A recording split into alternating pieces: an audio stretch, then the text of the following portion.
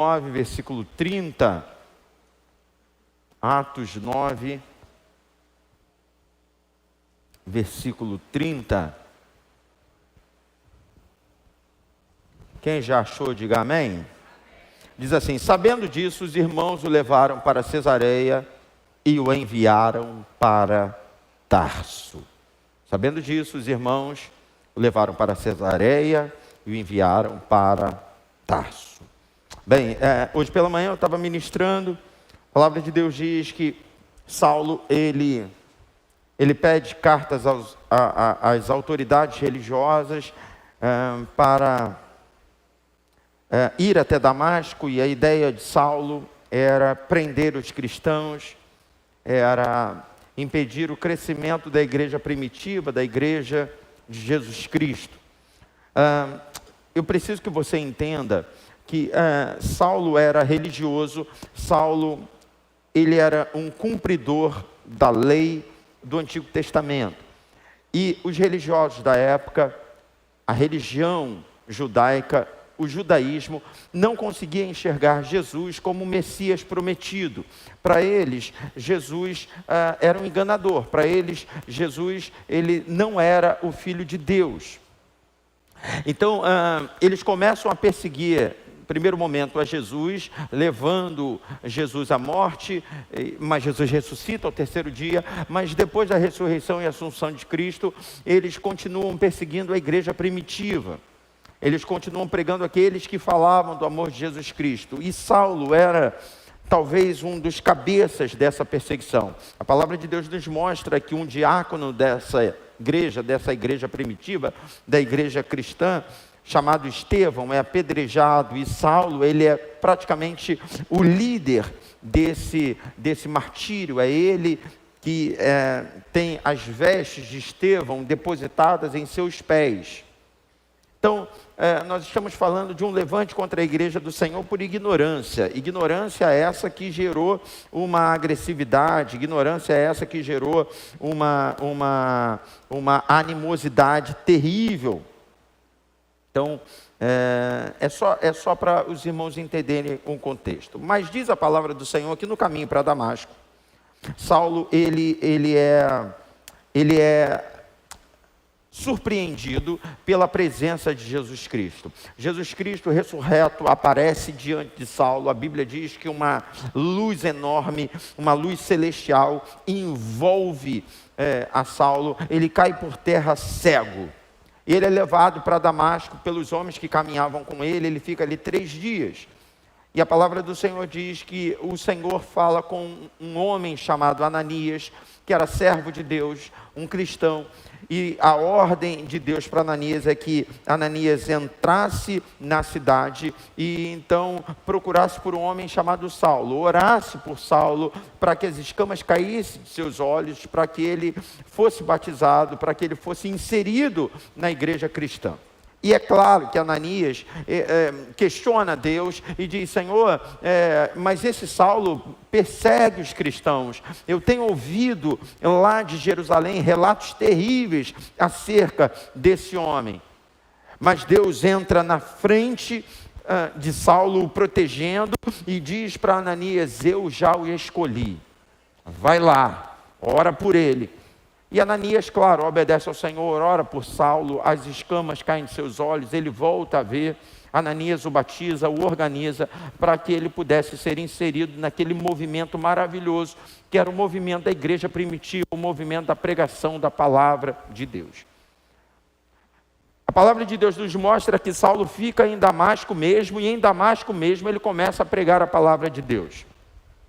A Bíblia também nos mostra que num período de 3 anos, Saulo ele vai à Arábia e volta para Damasco. A gente não sabe exatamente quanto tempo ele fica inicialmente em Damasco, quanto tempo ele fica na Arábia e quanto tempo ele fica posteriormente em Damasco, na volta da Arábia. Mas o que a gente sabe é que ele fica num período de aproximadamente 3 anos.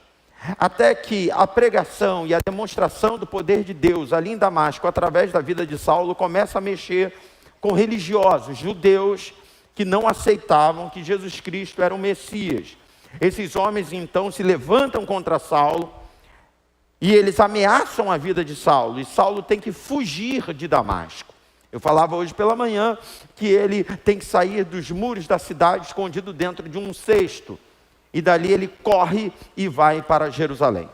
Chegando em Jerusalém, ele procura a liderança da igreja em Jerusalém. Mas é claro que os discípulos estão com medo dele.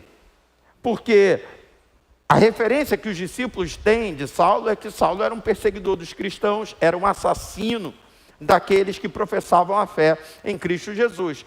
Pastor, mas ele não se converteu? Ele se converteu, mas já haviam se passado 3 anos e Saulo não tinha ido lá em Jerusalém para conversar com os discípulos, para dar qualquer tipo de relatório da pregação que fazia em Damasco para os discípulos. O texto é muito claro, o texto diz que os discípulos se fecham, eles estão com medo. Aí Deus levanta um homem chamado Barnabé, e Barnabé então vai e apresenta esse relatório daquilo que Deus estava fazendo através da vida de Saulo em Damasco, e apresenta Saulo aos discípulos, e a Bíblia diz que Saulo fica 15 dias em Jerusalém com Pedro e Tiago.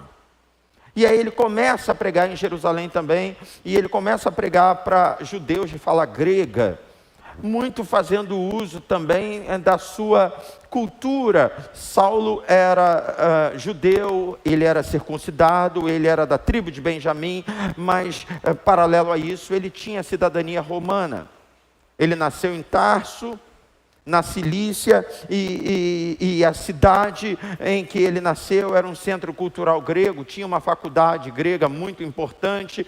Ele cresceu aos pés do rabino Gamaliel, que era um rabino muito conceituado em Jerusalém, ou seja, ele trazia uma carga cultural, ele trazia uma carga de conhecimento muito grande.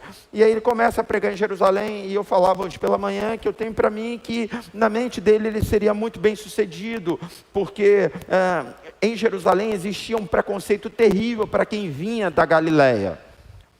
Jerusalém ficava na Judéia, e aí, assim, geograficamente, a grosso modo, para vocês entenderem, nós temos a Galileia, entre a Galileia e a Judéia nós temos a Samaria. Os judeus não se davam com os samaritanos, então para que eles atravessassem da Galileia para a Judéia, eles tinham que fazer uma volta sem cortar a região da Samaria, e na Judéia, onde ficava o centro religioso do país, era onde ficava Jerusalém. Então os rabinos da Judéia olhavam de cima para baixo para os rabinos da Galileia. E aí quando a gente pensa Pedro, Tiago, João, quando a gente pensa nos discípulos, a gente pensa na maioria deles iletrados. A gente está falando de discípulos que não passaram pela escola rabínica. Na verdade, a escola deles foi Jesus Cristo. O rabino deles foi Jesus. E é claro que, espiritualmente falando, eles foram bem-aventurados, eles foram privilegiados, eles tiveram o melhor professor que eles poderiam ter. Mas, humanamente falando, não havia um currículo, não havia um diploma humano que desse a eles autoridade para chegar na Judéia, como uma liderança, como alguém a ser ouvido. Então, naturalmente já tinha esse preconceito. Como eu disse, um rabino da Galileia era superior, um rabino da Judéia era superior a um rabino da Galileia. E quando a gente fala de alguém iletrado para tentar trabalhar com a religião, o preconceito então era ainda maior. Então, Saulo, ele se vê numa situação quase que de salvador da igreja primitiva. Eu tenho o que eles não têm. Eu tenho conhecimento que eles não têm. Agora que eu me converti, eu vou somar no movimento da igreja primitiva. Eu sou a melhor pessoa. Pensa, sabe, num estrategista. É como se, de repente, eu me convertesse e entrasse para uma igreja onde não tem nenhum contador. E eu sou um contador formado nos Estados Unidos. E aí, de repente, há um imbróglio e há um problema para resolver impostos, para resolver tributos, e aí não tem ninguém para resolver. E aí eu chego dizendo, pronto, eu sou a pessoa certa no lugar certo para fazer a coisa certa. Ninguém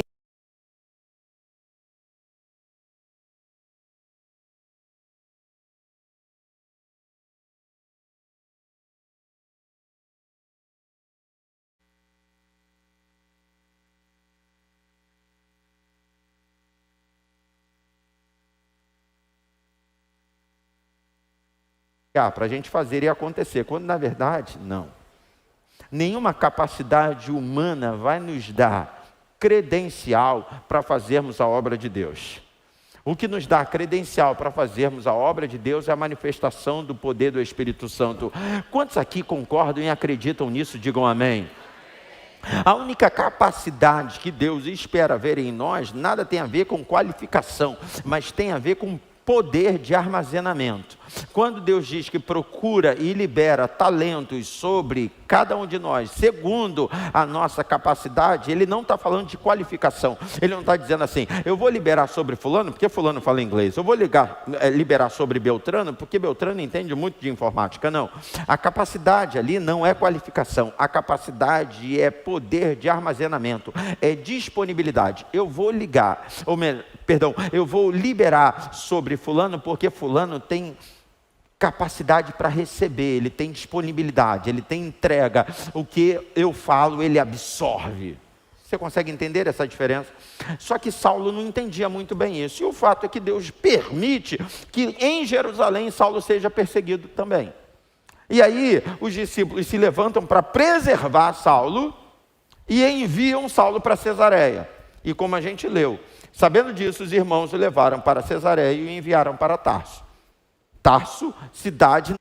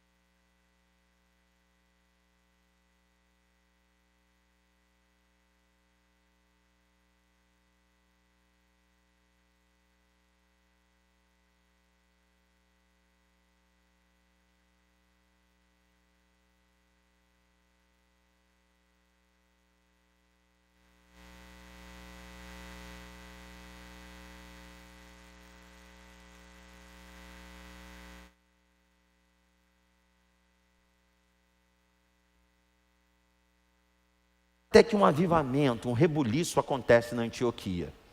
E isso me chama a atenção, porque o rebuliço não acontece em Tarso. O rebuliço acontece na Antioquia. E aí parece que não tem nada a ver com Saulo. Só que quando Deus quer te tirar desse lugar de anonimato, Ele faz um rebuliço e um avivamento aonde Ele quiser. E existem coisas que parece que não tem nada a ver com você, existem coisas que parece que não mexem em nada com você, mas na verdade é o céu conspirando a nosso favor. Me ajude a ministrar, olha para o teu irmão e diga assim, tem coisas acontecendo agora, que você nem está sabendo, mas que só está acontecendo para que você saia do anonimato. Existem coisas que já estão acontecendo agora e que você nem sabe que está acontecendo, mas está acontecendo para que você se levante, para que a obra de Deus comece na tua vida, para que a honra tão esperada chegue até a sua casa. Oh, louvado seja o nome do Senhor. Pastor, mas está acontecendo aqui no Rio de Janeiro? Eu não sei. Está acontecendo aqui no Brasil? Também não sei. Não sei aonde está acontecendo, mas eu sei que o céu já está trabalhando em nosso favor, e vai chegar uma hora em que esse avivamento, esse rebuliço, esse movimento celestial vai chegar até a nossa vida. Sabe, queridos, uma das atrações turísticas Eu não sei se é uma das mais disputadas, mas é uma das que mais chama a atenção, desperta a curiosidade. Eu, por exemplo, Denise, nós nunca tivemos a oportunidade de ver isso. E eu tenho certeza, não me lembro de ter perguntado isso para ela, mas tenho certeza que ela concorda comigo. É algo que a gente gostaria muito de ver. O que, pastor? As correntes do deserto. Porque em Israel, num determinado momento, um fenômeno acontece. Se você digitar no YouTube, procurar e colocar torrentes do Negev, se você digitar inundação do deserto, você vai ver vídeos e mais vídeos acerca desse fenômeno. O que acontece é que cai chuva num determinado lugar de Israel, bem distante do deserto. Só que no tempo da seca, no tempo do sol escaldante, o deserto vai abrindo fendas, vai criando valas. E é impressionante, de uma maneira sobrenatural, essas valas vão estabelecendo um canal, fazendo com que as águas que caem distante do deserto sejam canalizadas para um lugar onde não chove. E aí, de repente, num determinado momento, as pessoas são levadas por guias turísticos para pontos onde não chove, para pontos no meio do deserto, e elas ficam aguardando. E aí começa a vir o barulho forte de água, e a gente está falando de correntes de águas, que criam lagos, que criam cachoeiras. As águas vão descendo, descendo e ganhando força, e vão invadindo o deserto. E aí, de repente, num lugar totalmente seco, totalmente árido, num lugar onde não cai chuva, debaixo de um sol escaldante, você vê um rio entrando e inundando a terra. E é por isso que o salmista escreve: restaura a nossa sorte, Senhor, como as torrentes do Negev. Sabe, algo que a gente não está sabendo bem o que está acontecendo, é algo que a gente espera, mas ao mesmo tempo não sabe nem olhar de onde vem, mas que de repente nos surpreende. A gente está debaixo do sol escaldante, a gente está na terra seca, num lugar onde não chove, mas vem um barulho de água, vem um som de água invadindo o terreno seco, e aí de repente somos surpreendidos por uma corrente que vai acabando com a seca, acabando com a escassez, acabando com o calor. Uma água que vem de um lugar que nós não sabemos, humanamente falando, mas sabemos espiritualmente. O céu liberou, caiu chuva lá, eu estou aqui no deserto, parece que eles lá é que são favorecidos e eu aqui estou esquecido, mas o Deus que eu amo faz com que a chuva que cai lá seja canalizada e levada até o lugar onde eu estou vivendo um deserto. Então, em nome de Jesus, debaixo dessa palavra, segura na mão do seu irmão e diga para ele: não sei aonde está acontecendo, mas eu sei, Deus já liberou chuva e um movimento de milagre vai alcançar a tua vida. Oh, meu Deus. Um rebuliço acontece na Antioquia. Paulo está em Tarso.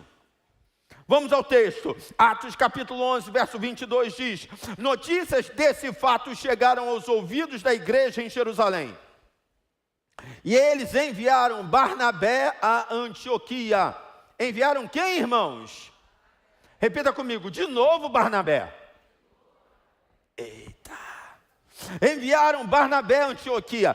Este, ali chegando e vendo a graça de Deus, ficou alegre e os animou a permanecerem fiéis ao Senhor de todo o coração. Olha para mim. Eles estavam em Jerusalém e de repente Deus começa a fazer algo tremendo na Antioquia. E essa graça de Deus, esse poder do Espírito Santo chega nos ouvidos da liderança da igreja primitiva em Jerusalém. Então a igreja manda Barnabé, vai lá para que você confira com os seus próprios olhos o que Deus está fazendo. Ele chega e ele fica muito alegre, ele vê a graça de Deus e ele diz: permaneçam fiéis ao Senhor de todo o coração. O texto segue dizendo: ele era um homem bom, cheio do Espírito Santo e de fé, e muitas pessoas foram acrescentadas ao Senhor. Então Barnabé foi a Tarso procurar Saulo. Olha para o teu irmão e diga: alguém vai ao teu encontro. Segura na mão do seu irmão, eu quero que você profetize, diga: Deus já deu ordem. Deus já está incomodando alguém para ir ao teu encontro. A Bíblia não diz o que Saulo estava fazendo na Antioquia, em Tarso. O que a gente sabe é que depois de 3 anos, diante de tudo aquilo que eu preguei, eu espero.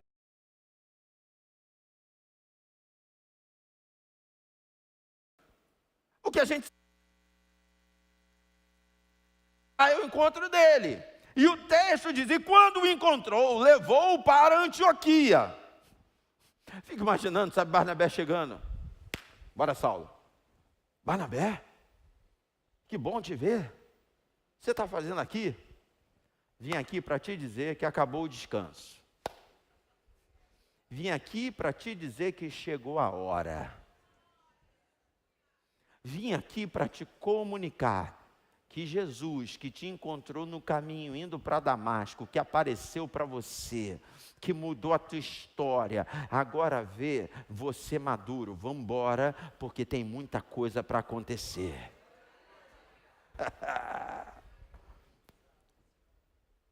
Assim, durante um ano inteiro, Barnabé e Saulo, repita comigo: Barnabé e Saulo. Durante um ano inteiro, Barnabé e Saulo se reuniram com a igreja e ensinaram a muitos. Em Antioquia, os discípulos foram pela primeira vez chamados de cristãos. Isso aqui é forte, tá? Até esse momento, eles eram vistos como uma seita, o caminho, os do caminho. Aqui em Antioquia, é a primeira vez que o povo reconhece Cristo neles. A palavra cristão significa pequeno Cristo. É como se eles começassem a olhar assim: e os cristinhos, os filhinhos de Cristo, e os imitadores de Cristo, os seguidores de Cristo, os cristãos. E eu não sei se isso te empolga, mas a mim me empolga quando o mundo começa a ver Jesus em mim. O mundo não vê mais o Samuel, mas vê Cristo no Samuel, nas palavras, nas ações. Isso aqui é muito lindo, é um divisor de águas, é o mundo começando a respeitar o céu na sua vida. Há quanto tempo ninguém te pede oração? Se não estão te pedindo oração, é porque não estão vendo Cristo em você. Você precisa dar uma desembaçada nesse espelho. Porque a Bíblia diz que Deus é Espírito, Ele opera onde há liberdade, e todos nós com o rosto desvendado, refletindo como um espelho a glória do Senhor, somos transformados de glória em glória. Sabe, um dos sinais de que você está bem, é alguém parar você e falar assim: está indo para a igreja? Ora por mim lá. Às vezes o cara olha e diz assim: faz uma reza forte por mim lá, deixa comigo. Eu já falei isso aqui para os irmãos, nem eu, nem a Denise fomos lá na cancela do nosso condomínio para dizer: olha, somos pastores. Prazer, somos da Igreja Batista Nova de Jerusalém, pastoreamos essa igreja e somos, independente disso, antes de sermos pastores da igreja, somos pastores já há muito tempo, nunca falamos. Mas se você for lá, eles vão dizer assim: é a casa do pastor, fica ali perto da pracinha. O menino do jardim, se ele for lá em casa, ele vai dizer assim: fala, pastor.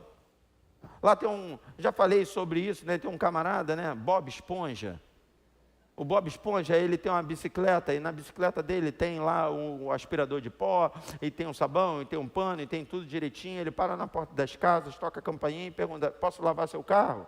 Ele cobra R$ 20 a lavagem do carro.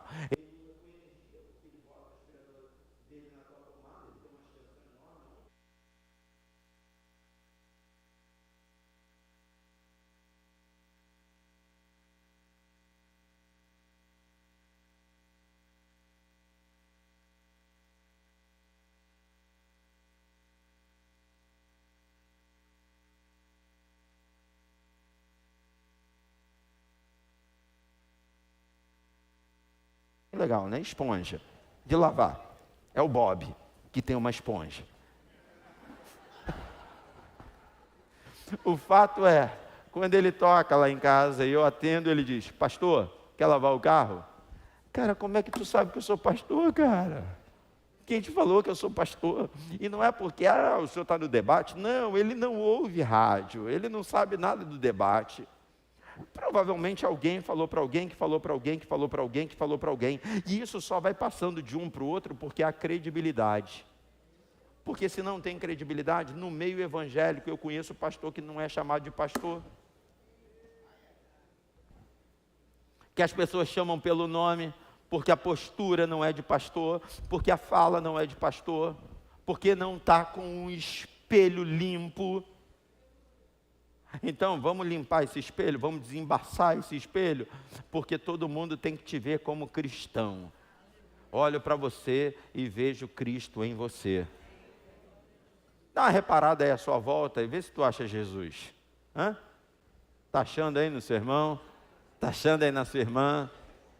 Se tiver meio embaçado, tu fala: dá uma desembaçada aí, irmão. Pela primeira vez, o texto diz que eles são chamados de cristãos. Mas eu quero te pedir para repetir, mas eu quero mexer um pouquinho com a tua perspectiva. Quem buscou quem? Barnabé buscou Saulo. Quem buscou quem? O texto diz que Barnabé e Saulo ensinavam na igreja. Quem ensinava? Não era Saulo e Barnabé. Quem ensinava era Barnabé e Saulo. O texto diz que durante 1 ano eles trabalharam na Antioquia. Depois eles vão para Jerusalém para levar uma oferta para o povo da Judéia. Eu vou tentar montar aqui a cronologia para vocês, porque a palavra de Deus ela tem uma cronologia em alguns momentos quebrada. Atos capítulo 11, a gente leu até o verso 26, agora eu quero que você leia comigo a partir do 27. Naqueles dias, alguns profetas desceram de Jerusalém para Antioquia. Guarda comigo esse movimento geográfico. Profetas estavam em Jerusalém, na Judéia, e foram para Antioquia. Um deles, Ágapo, levantou-se e pelo Espírito predisse que uma grande fome sobreviria a todo o mundo romano. E foi o que aconteceu durante o reinado de Cláudio.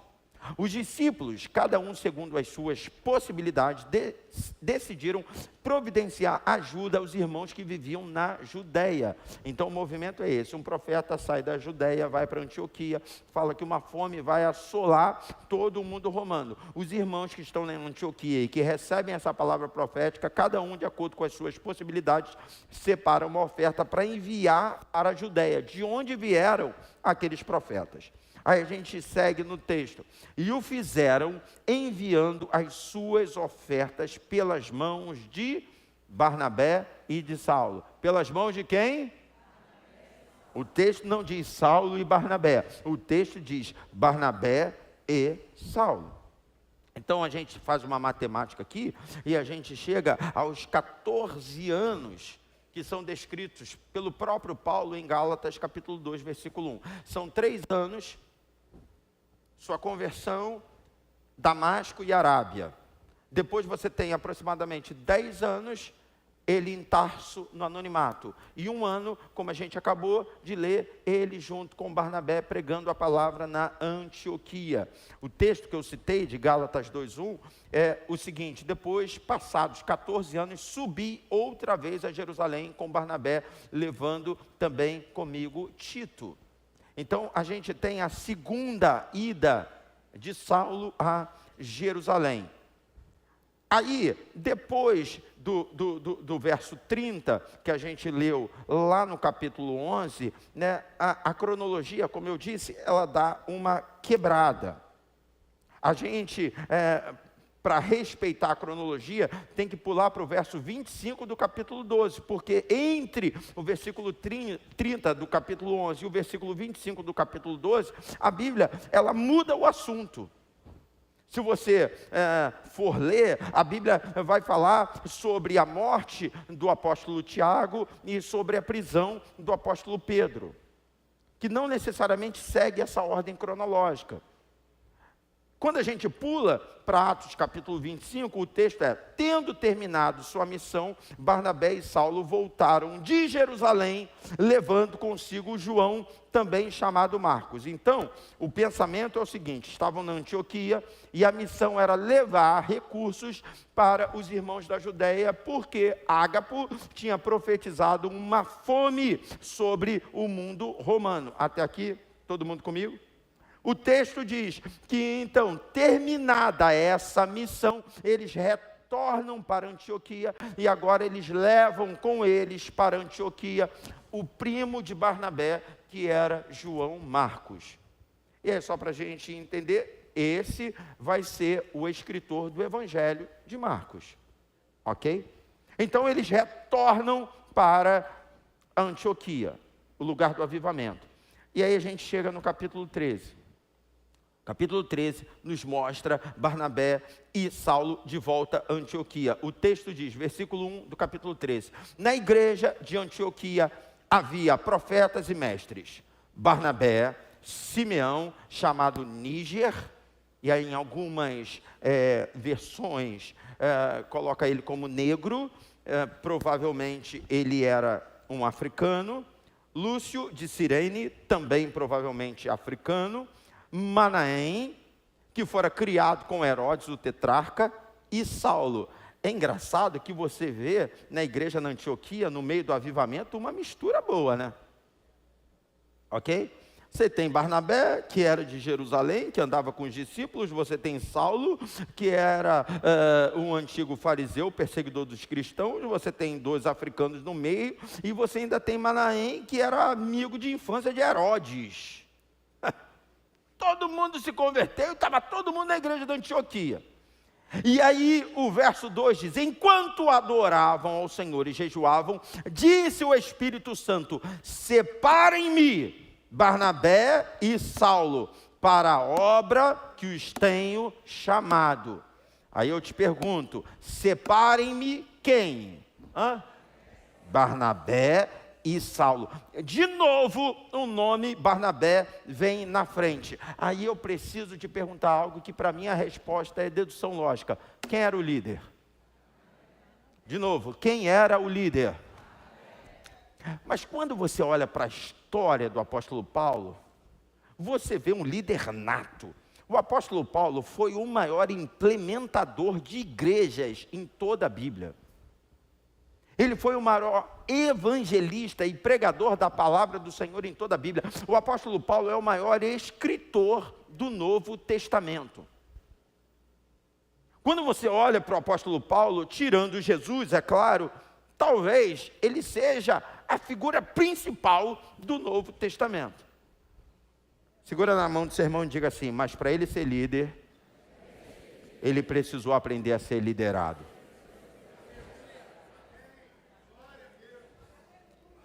Eu preciso que você entenda que existem momentos em que a gente tem que sentar para ouvir. A gente tem que sentar para receber. Hoje eu, pastora Denise, temos o privilégio e a responsabilidade de pastorear essa igreja. Mas agora mesmo no gabinete, ela estava me falando sobre um convite que a pastora Helena Raquel mandou para ela, de uma ministração Alguns anos atrás também a pastora mandou um convite, a Denise parou um pouquinho, abriu a agenda, foi lá para sentar, receber. Eu falei para ela, é porque quarta-feira eu não tenho como mexer na minha agenda do gabinete, mas vai ter a reunião do comércio lá no Projeto Vida Nova de Irajá. E se eu pudesse mexer um pouquinho, eu ia lá, eu senti no meu coração o desejo. Se não for nesse mês, eu acredito que não vai ser, em algum mês eu vou parar um pouquinho, eu vou sentar, eu preciso ouvir, eu preciso receber. Porque para a gente entregar alguma coisa, antes a gente tem que receber. Sabe, existem pessoas que não entendem esse princípio. Nós somos pastores da igreja há um pouco mais de 4 anos, mas eu já falei para vocês diversas vezes, eu fui consagrado a pastor em 2002. A nossa casa serve a essa igreja desde sempre. Denise veio para Nova Jerusalém com 15 anos. Desde que entrou aqui, servimos ao Senhor nesse lugar, sempre nos submetemos, sempre respeitamos, e sabe, entendemos que se hoje colhemos alguma coisa, se hoje vivemos alguma coisa, ministerialmente falando, é porque houve um plantio lá atrás, e essa nossa experiência, ela arde no nosso coração, para que eu possa hoje passar para você, e falar para você, não tem outro caminho, não tem caminho para uma liderança saudável, não tem caminho para uma liderança abençoada, não tem caminho para um ministério saudável, para um ministério abençoado, a não ser parar, sentar, ouvir e receber. Quando Barnabé vai atrás de Saulo e tira Saulo do anonimato, Barnabé diz, vem comigo. E Saulo, e aí irmãos, eu hoje pela manhã falei algumas coisas que eu penso a respeito de Saulo, e eu falei, sabe, sobre algo que eu imagino ter tomado conta do sentimento dele, um pouco de arrogância, por conta da sua inteligência, do seu conhecimento. Então hoje pela manhã, talvez algumas pessoas saíram daqui, olhando e pensando, poxa, o pastor pegou firme, e pegou no pé de Saulo, mas agora à noite eu quero destacar esse caráter. Eu quero destacar esse coração quebrantado, alguém que entende, ok, vamos embora, para onde? Vamos para Antioquia, vamos para Antioquia. Nós não vemos Saulo dizendo, Barnabé, posso falar? Nós não vemos Saulo se enfiando, se metendo, não, se me chamar eu vou, se não me chamar eu estou quieto. Olha para o teu irmão e diga assim, tudo tem a sua hora. Diga, tudo tem o seu momento. A gente precisa entender isso claramente. E aí, irmãos, chega a tão famosa primeira viagem missionária. Fogo descendo na Antioquia.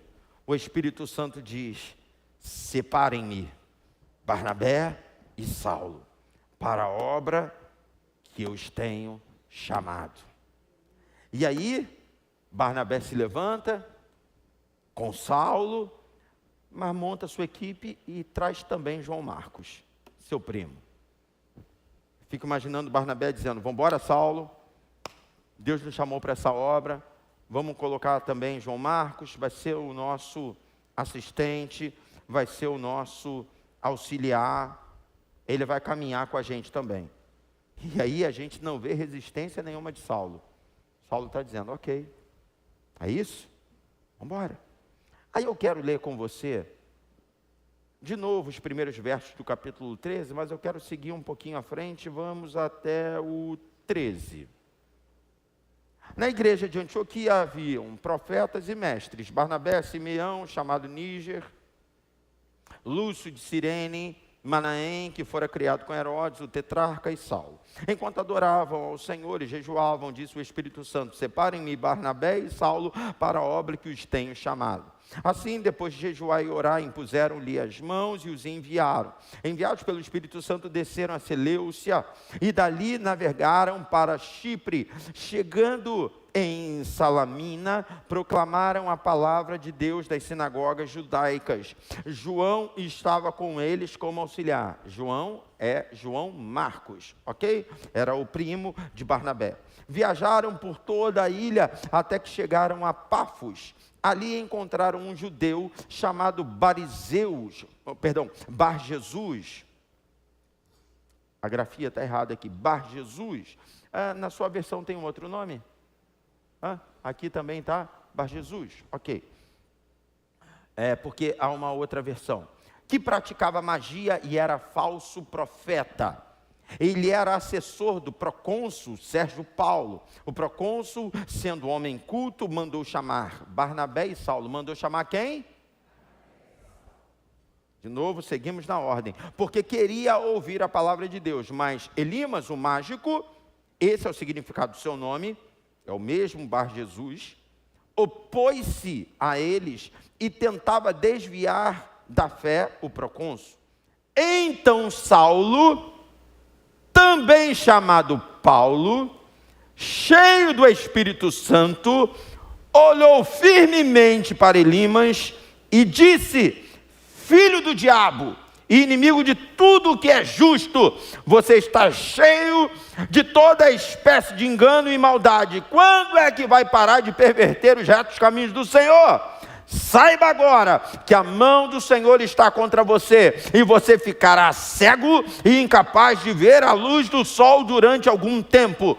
Imediatamente vieram sobre ele névoa e escuridão, e ele, tateando, procurava alguém que o guiasse pela mão. O procônsul, vendo o que havia acontecido, creu profundamente impressionado com o ensino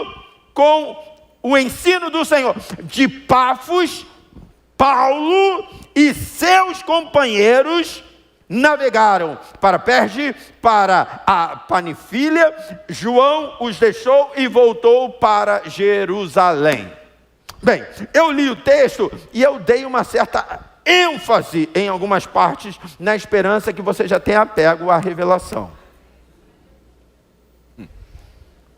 O texto nos mostra Barnabé chamando Saulo, debaixo de uma ordem do Espírito Santo, para o início de uma viagem missionária, montando a equipe com o seu primo João Marcos. Vamos embora. E eles começam, e eles estão pregando, até que eles chegam em Pafos, e aí o procônsul Sérgio Paulo manda chamar quem? Barnabé e Saulo. Por quê? Porque a liderança está com Barnabé. E aí vai, Barnabé e Saulo está quieto. Só que chega um mágico, chega um endemoniado, e ele começa a fazer encanto. E aí eu fico imaginando, quero até agradecer a Priscila. Um parêntese. Tomei um chá de hortelã maravilhoso, diretamente de Londres. Repita comigo, tá chique, hein, pastor? Me respeita. Pastor, por que o senhor falou isso? Nada a ver. Porque eu fico imaginando Saulo igual uma chaleira no fogo.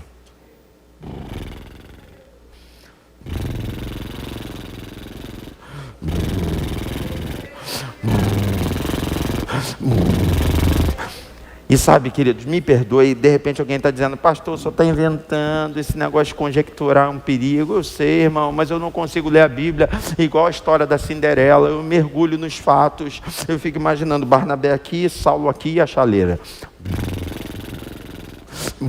E o mágico fazendo gracinha, e Barnabé quieto e a chaleira. E aí de repente, sabe, pastor Rafael, eu imagino Barnabé olhando e dizendo: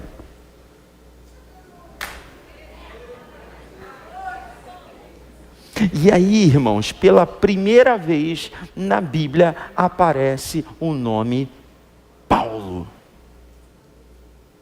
Até aqui, Saulo, Saulo, Saulo, Saulo, Saulo, até que então a Bíblia diz: então Saulo. E sabe, esse então me leva à submissão, me dá um entendimento de que ele só fez porque Barnabé disse.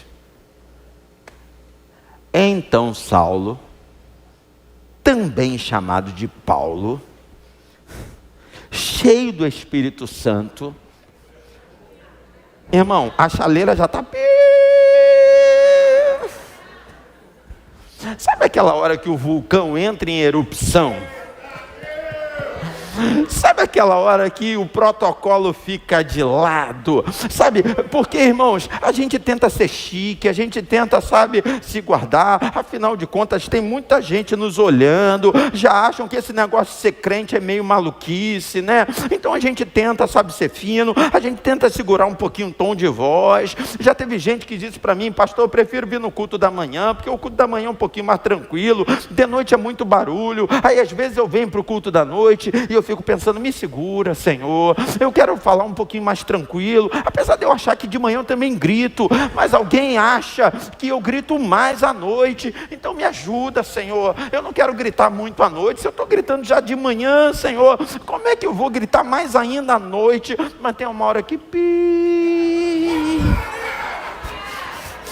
a chaleira começa a queimar, e eu fico só olhando e esperando, sabe, o sinal ficar verde. Eu estou olhando, o sinal está meio amarelo, e eu estou quieto, submisso, mas de repente ele fica verde.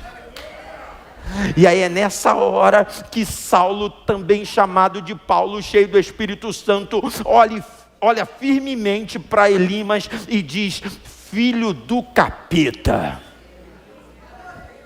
Eu não sei se está queimando no teu coração a mesma coisa que está queimando, mas Deus está liberando sobre nós nessa noite uma unção de autoridade. Vai chegar uma hora que você vai ter certeza do envio, vai chegar uma hora que você vai ter certeza da liberação. É o pastor dizendo: vai, abre a tua boca. É o Senhor dizendo: vai, abre a tua boca. Estou enchendo você agora. Você está com a palavra, você está com o poder, você está com a unção, você está com a liberdade. Agora é a hora. Oh meu Deus, eu não sei se tem mais alguém aí que está sentindo essa água fervendo no seu espírito, mas em nome de Jesus, segura na mão do seu irmão e diga: nada te será impossível. Cheio do Espírito Santo, você vai mandar o diabo calar e ele vai obedecer.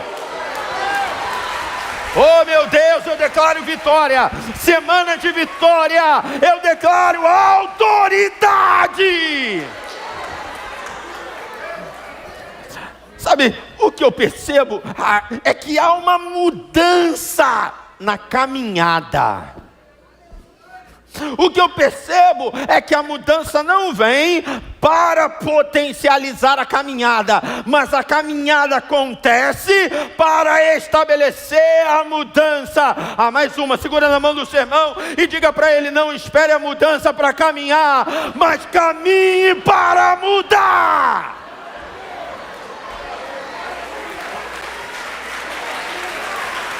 Caminhando. Tem uma hora que a chave vira, irmão. Tem uma hora que Deus te ergue, tem uma hora que Deus te levanta. Filho do diabo, inimigo de tudo que é justo, você está cheio de toda espécie de engano e maldade. Oh meu Deus. Saiba agora que a mão do Senhor está contra você. Você vai ficar cego.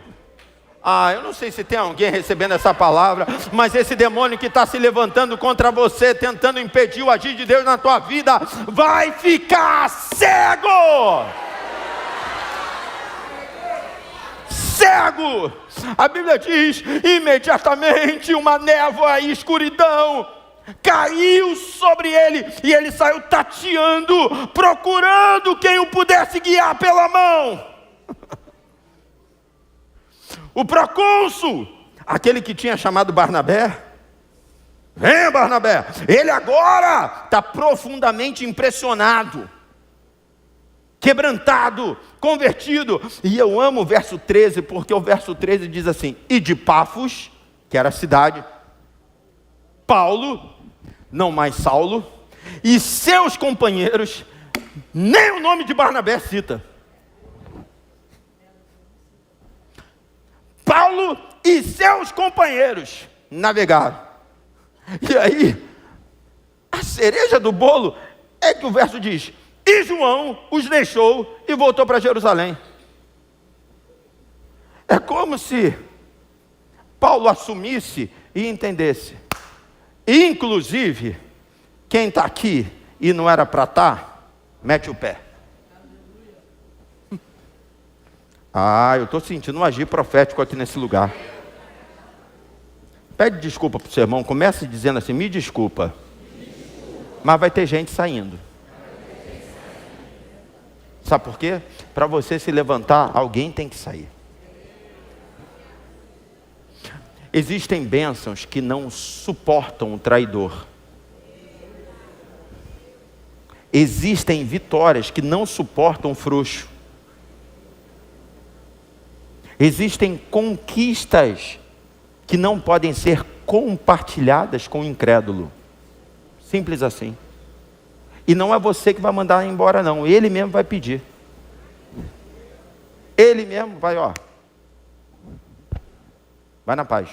E olha que a gente está falando de crente, tá? Como eu disse, João Marcos vai se tornar mais à frente o escritor do Evangelho segundo escreveu Marcos. João Marcos, ele vai ser chamado por Paulo lá na frente. Paulo diz, traga contigo João Marcos, que ele vai ser útil ao ministério ainda. Uma das suas cartas, Paulo manda chamar João Marcos. Então a gente não está falando de um filisteu, não. A gente não está falando de um ímpio, não. De um endemoniado, não. A gente está falando de gente boa.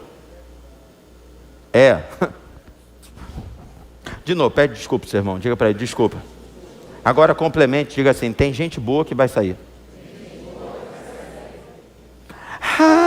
Não chora.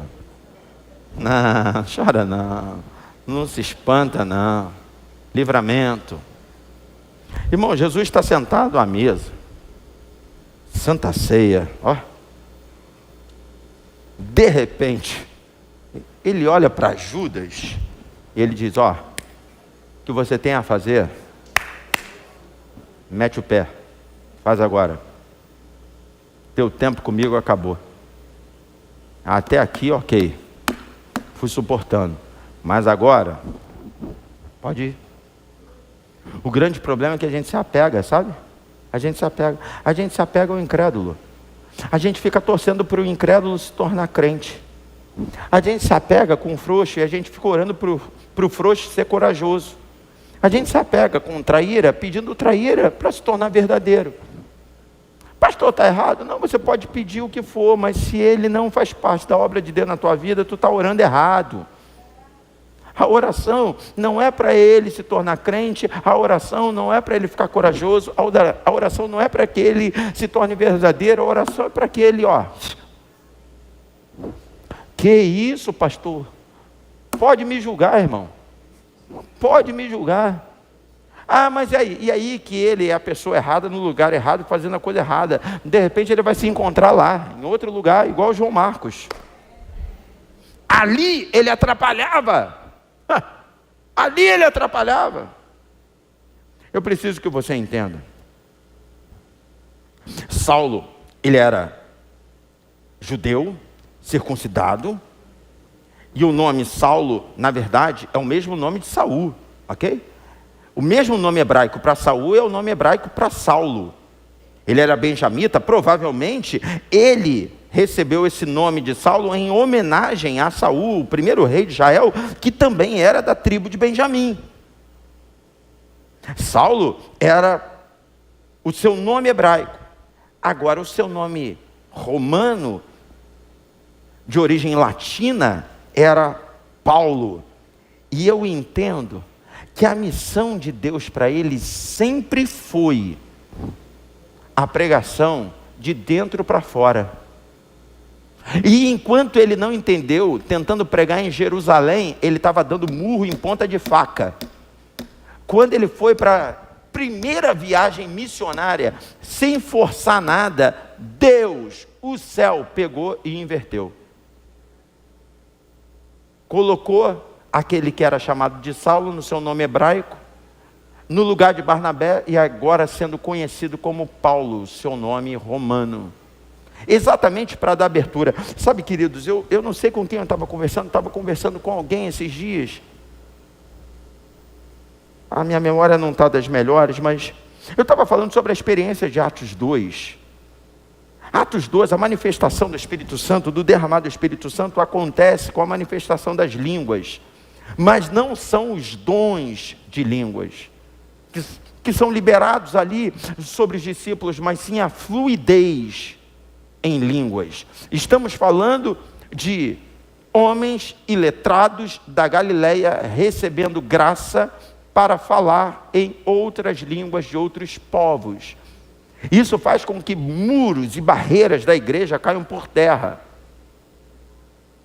A gente precisa ter graça de Deus para penetrar em todas as esferas. A gente tem que falar com todo mundo. E eu percebo que Saulo, agora conhecido e chamado de Paulo, eu preciso que você entenda que era o mesmo nome, Deus não trocou o nome dele, mas é, para mim, uma estratégia do céu. Ele tinha essa fluidez, sobretudo no meio dos gentios. Pastor, quem eram os gentios? Qualquer um que não era judeu. O próprio Paulo diz: Deus levantou Pedro para pregar para os de Israel, para os judeus, e me levantou para pregar para os gentios. Aí tudo começa a fazer sentido, sabe? Pastor, mas quando o senhor falou hoje pela manhã que Saulo, ele pregou em Jerusalém, o senhor disse que ele pregava para os judeus de língua grega. Ele já tinha essa preocupação e esse pensamento tinha, mas estava no lugar errado. Porque não era em Jerusalém que ele tinha que fazer isso, mas era visitando. O apóstolo Paulo chega à Europa.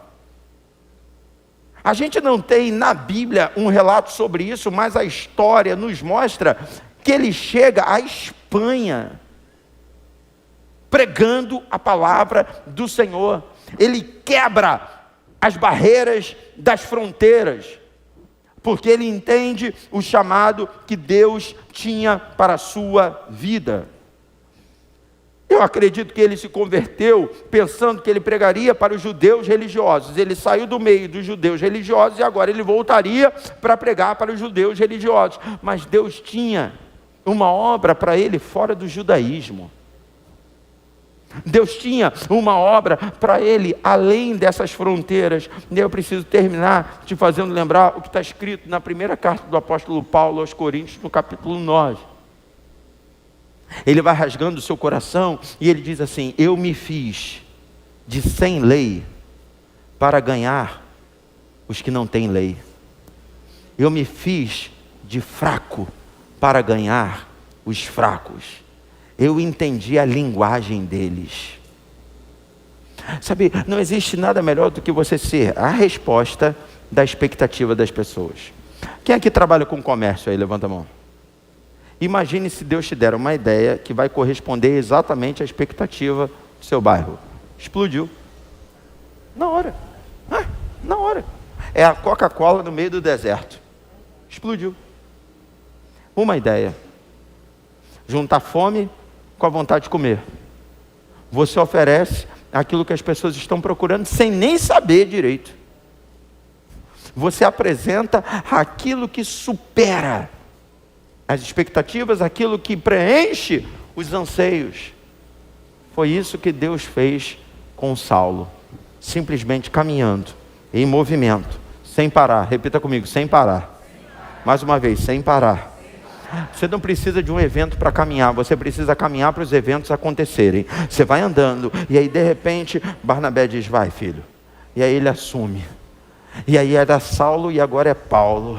E ele começa a pregar, e agora ele tem autoridade, e ele chega nos lugares com essa autoridade. Tem João Marcos, está atrapalhando, aí tira. Aí, irmão, depois eu continuo pregando, mas a Bíblia fala de uma segunda viagem missionária, aí já não tem mais Barnabé.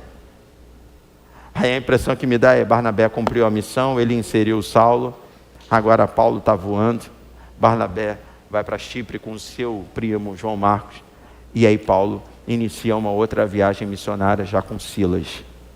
Eu quero que você entenda que todo movimento da sua vida vai ser bem sucedido se for movimentado pelo Senhor. Me ajude a ministrar e diga assim: Ele é poderoso. Ele transforma a maldição em bênção. Ele transforma aquilo que parece ser tempo perdido em acúmulo de experiência. Você vai carregar com você uma bagagem de alguém que serviu, de alguém que obedeceu. E quando chegar na hora, você vai ter autoridade para dizer: ninguém fala de mim. Não, ninguém aponta o dedo para mim, porque eu respeitei todas as etapas. Você sabe que algumas etapas doem. Algumas etapas, humanamente falando, são injustiça. Injustiça. Mas Deus permitiu. E eu entendo que se Deus permitiu, lá na frente, mesmo que a gente não entenda agora, lá na frente, Ele vai mostrar, foi o que te fortaleceu. Foi o que te fortaleceu. Sabe, queridos, eu e minha esposa, nossa casa, a gente já passou por algumas situações que a gente não entendeu. A gente já passou por algumas situações que a gente orou e perguntou para o Senhor e Ele não nos respondeu. Situações que tiraram o nosso sono. Situações que nos fizeram chorar. Situações que, humanamente falando, injustas. Pastor, e aí? E aí que tem coisa que a gente ainda não entendeu. Tem coisa que a gente não sabe te dizer, te explicar por quê.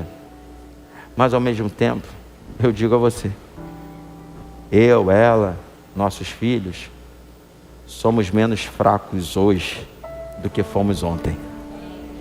Porque a cada dia, Deus nos fortalece. Deus nos fortalece. A cada dia. A cada dia Ele diz, estou com vocês. Talvez você esteja sendo alvo de injustiça. Talvez você esteja vivendo dias sem estar entendendo o porquê. Permanece em Deus. Porque uma coisa a gente pode testemunhar, e a gente pode testemunhar sem vergonha de sermos julgados como arrogantes. Nunca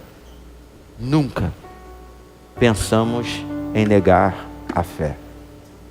Nunca.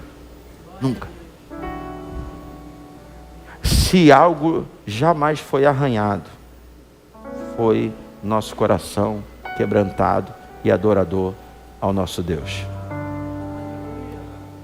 Se você mantiver a chama da adoração acesa no teu coração, pode vir a vendaval, pode vir a luta, pode vir a prova, pode vir o que vier, você vai permanecer. Você vai permanecer.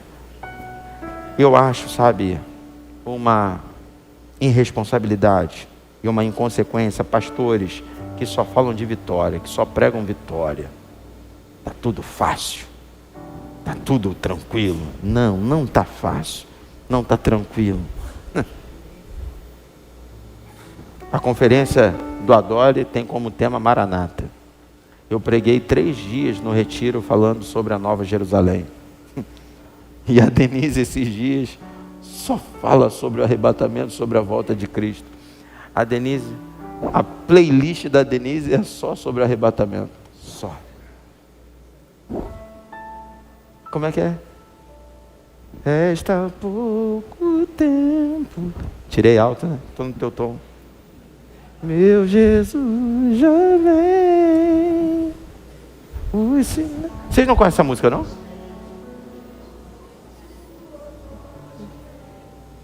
Dizendo que Ele vem, verei o seu rosto e as marcas que Ele tem nas mãos. Cantarei bem alto, expressando a alegria que vai no meu coração. Como é que vocês não conhecem isso, gente? Isso é Shirley? Essa também é da Shirley? Shirley Carvalhais. Quem é Shirley Carvalhais? Os adolescentes. Quem é Shirley Carvalhais?